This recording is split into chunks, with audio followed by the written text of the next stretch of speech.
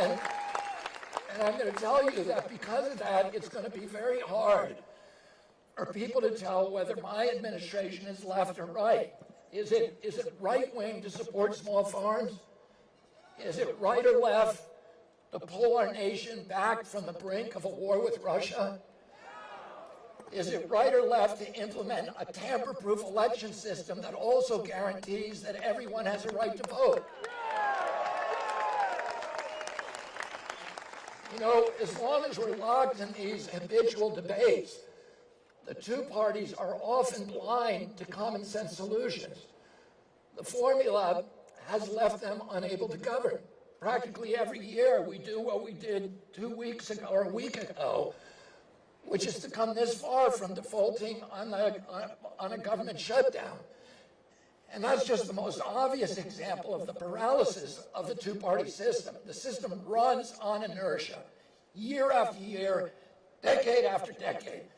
It's like a runaway bus filled with teenagers fighting about who should take the wheel, and they ultimately learn that whoever the driver is, they're all obeying a GPS with a program that's written by lobbyists and corrupt corporate insiders. So I'm not going to just take the wheel. I'm going to reboot the GPS.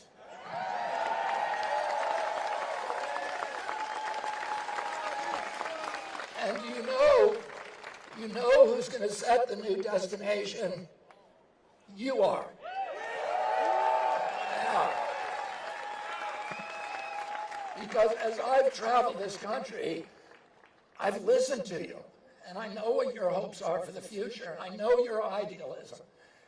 And together we're going to set the GPS toward the promised land, the promise that Jonathan Winthrop gave us, the great Puritan leader in 1630, when he stood on the deck of the sloop Arbella and said and pointed to the verdant landscapes that no European had ever seen.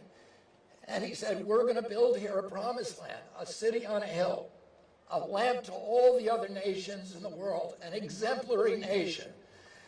And we came close to fulfilling that destiny in the years after World War II. You know, when the king and queen look over the balustrades of their castle and they see all of their subjects fighting each other, they go back to the banquet room and they pop champagne corks, because they know as long as we're all feuding with each other, then nobody's coming over the castle walls. So this hatred we have for each other is orchestrated. And what my job is during this campaign and then during my presidency is to unify Americans. And then we're all going to go over the castle wall together.